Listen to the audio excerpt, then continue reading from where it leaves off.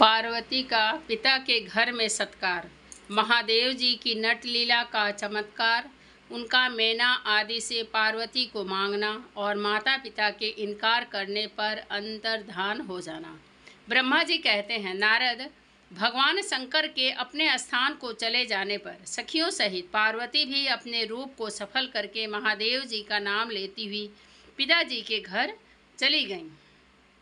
पार्वती का आगमन सुनकर मैना और हिमाचल दिव्य रथ पर आरूढ़ हो हर्ष से विह्वल होकर उनकी अगवानी के लिए चले। पुरोहित, पुरवासी, अनेक सखियां तथा अन्य सब संबंधी भी आ पहुँचे। पार्वती के सारे भाई, मैनाक आदि बड़े हर्ष के साथ जय जयकार करते हुए उन्हें घर ले आने के लिए गए। इसी बीच में पार्वती अपने नगर के निकट आ गईं। नगर में प्रवेश करते समय शिवा देवी ने माता पिता को देखा, जो अत्यंत प्रसन्न और हर्ष से विह्वल चित्त होकर दौड़े चले आ रहे थे। उन्हें देखकर हर्ष से भरी हुई काली ने सखियों सहित प्रणाम किया। माता पिता पूर्ण रूप से आशीर्वाद दे पुत्री को छाती से लगा लिया और ओ बच्ची, ओ मेरी बच्ची, ऐसा कहकर प्रेम से विह्वल हो रोने लगे। तत्पश्चात अपने घर की दूसरी स्त्रियों तथा भाभियों ने भी बड़ी प्रसन्नता के साथ प्रेम पूर्वक उन्हें भुजाओं में भर कर भेंटा। देवी, तुमने अपने कुल का उद्धार करने वाले उत्तम कार्य को अच्छी तरह सिद्ध किया है। तुम्हारे सदाचरण से हम सब लोग पवित्र हो गए। ऐसा कहकर सब लोग हर्ष के साथ पार्वती की भूरी भूरी प्रशंसा करते हुए उन्हें प्रणाम करने लगे। लोगों ने चंदन और सुंदर फूलों से शिवा देवी का सानंद पूजन किया। उस अवसर पर विमान पर बैठे हुए देवताओं ने पार्वती को नमस्कार करके उन पर फूलों की वर्षा करते हुए स्तुति की। नारद, उस समय तुम्हें भी एक सुंदर रथ पर बिठाकर ब्राह्मण आदि सब लोग नगर में ले गए। फिर ब्राह्मणों, सखियों तथा दूसरी स्त्रियों ने बड़े आदर के साथ शिवा का घर के भीतर प्रवेश कराया। स्त्रियों ने उनके ऊपर बहुत सी वस्तुएं निछावर की। ब्राह्मणों ने आशीर्वाद दिए। मुनीश्वर पिता हेमवान और माता मेनका को बड़ी प्रसन्नता हुई। उन्होंने अपने गृहस्थ आश्रम को सफल माना और यह अनुभव किया कि कुपुत्र की अपेक्षा सुपुत्री ही श्रेष्ठ है। गिरिराज ने ब्राह्मणों और बंदीजनों को धन दिया और ब्राह्मणों से मंगल पाठ करवाया। मुने, इस प्रकार पार्वती के साथ हर्ष भरे माता पिता, भाई तथा भौजाइयाँ भी घर के आंगन में प्रसन्नता पूर्वक बैठी। तदंतर हिमवान प्रसन्न चित्त से सबका आदर सत्कार करके गंगा स्नान के लिए गए। इसी बीच में सुंदर लीला करने वाले भक्तवत्सल भगवान शंभु एक अच्छा नाचने वाले नट बनकर मेनका के पास गए। उन्होंने बाएं हाथ में सिंह और दाहिने हाथ में डमरू ले रखा था। पीठ पर कथरी रख छोड़ी थी। लाल वस्त्र पहने हुए भगवान रुद्र नाच और गाना में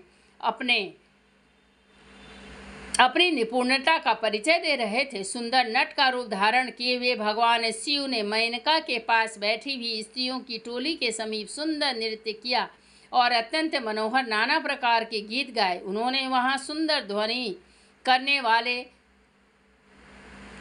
श्रृंग और डमरू को भी बजाया तथा नाना प्रकार की बड़ी मनोहारिणी लीला की। नटराज की उस लीला को देखने के लिए नगर के सभी स्त्री पुरुष एवं बालक और वृद्ध भी सहसा वहां आ पहुंचे। मुने, उस सुमधुर गीत को सुनकर और उस मनोहर उत्तम नृत्य को देखकर वहां आए हुए सब लोग तत्काल मोहित हो गए। मैना भी मोही गई। उधर पार्वती ने अपने हृदय में भगवान शंकर का साक्षात दर्शन किया। वे त्रिशूल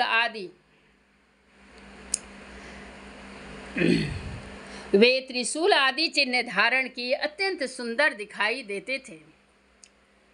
उनका सारा अंग विभूति से विभूषित था। वे हड्डियों की माला से अलंकृत थे। उनका मुख सूर्य, चंद्र एवं अग्नि रूप 3 नेत्रों से उद्भासित था। उन्होंने नाग का यज्ञोपवित्र धारण किया था। उनके उस सुरम्य रूप को देखकर दुर्गा प्रेमावेश से मूर्छित हो गई। गौर वर्ण विभूषित दीन बंधु दया सिंधु और सर्वथा मनोहर महेश्वर पार्वती से कह रहे थे कि वर मांगो। अपने हृदय में विराजमान महादेव जी को इस रूप में देखकर पार्वती देवी ने उन्हें प्रणाम किया और मन ही मन यह वर मांगा कि आप मेरे पति हो जाइए। प्रीति युक्त हृदय से शिवा को वैसा कल्याणकारी वर देकर वे पुनः अंतर्धान हो गए और वहां पूर्ववत भिक्षा मांगने वाले नट बनकर उत्तम नृत्य करने लगे। उस समय मैना सोने की थाली में रखे हुए बहुत से सुंदर रत्न ले उन्हें प्रसन्नतापूर्वक देने के लिए गई। उनका वह ऐश्वर्य देखकर भगवान शंकर मन ही मन बड़े प्रसन्न हुए, परंतु उन्होंने उन रत्नों को स्वीकार नहीं किया। वे भिक्षा में उनकी पुत्री शिवा को ही मांगने लगे और पुनः कौतुकवश सुंदर नृत्य एवं गान करने को उद्यत हुए। मैना उस भिक्षुक नट की बात सुनकर अत्यंत कुपित हो उठी और उसे डांटने फटकारने लगी। उनके मन में उसे बाहर निकाल देने की इच्छा हुई। इसी बीच में गिरिराज हिमवान गंगा जी से नहाकर लौट आए। उन्होंने अपने सामने उस नराकर भिक्षुक को आंगन में खड़ा देखा। नर आकार भिक्षुक को आंगन में खड़ा देखा। मैना के मुख से सारी बातें सुनकर उनको भी बड़ा क्रोध हुआ।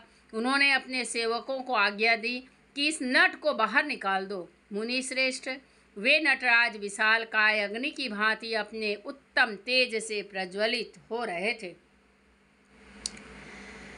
उन्हें छूना भी कठिन था, इसलिए कोई भी उन्हें बाहर न निकाल सका। तात फिर तो नाना प्रकार की लीलाओं में विशारद उन भिक्षु शिरोमणि ने शैलराज को अपना अनंत प्रभाव दिखाना आरंभ किया। हिमवान ने देखा भिक्षु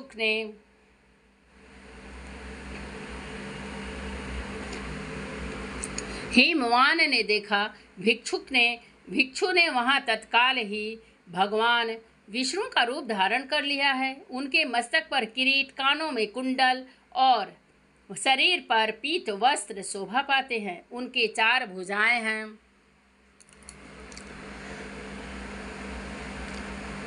हिमवान ने पूजा के समय गदाधारी श्री हरि को जो जो पुष्प आदि चढ़ाए थे वे सब उन्होंने भिक्षुक के शरीर और मस्तक पर देखे। तत्पश्चात गिरिराज ने उन भिक्षु शिरोमणि को जगत स्रष्टा चतुर्मुख ब्रह्मा के रूप में देखा। उनके शरीर का वर्ण लाल था और वे वैदिक सूक्त का पाठ कर रहे थे। तदंतर शैलराज ने उन कौतुककारी नटराज को एक क्षण में जगत के नेत्र रूप सूर्य के आकार में देखा।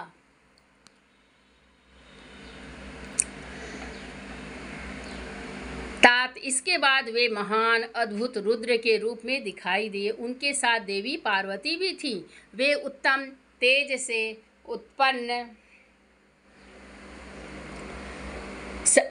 से संपन्न रमणीय रुद्र धीरे धीरे हंस रहे थे। फिर वे केवल तेजोमय रूप में दृष्टिगोचर हुए। उनका वह स्वरूप निराकार, निरंजन, उपाधि शून्य, निरीह एवं अत्यंत अद्भुत था। इस प्रकार हिमवान ने उनके बहुत से रूप देखे। इससे उन्हें बड़ा विस्मय हुआ और वे तुरंत ही परमानंद में निमग्न हो गए। तदंतर सुंदर लीला करने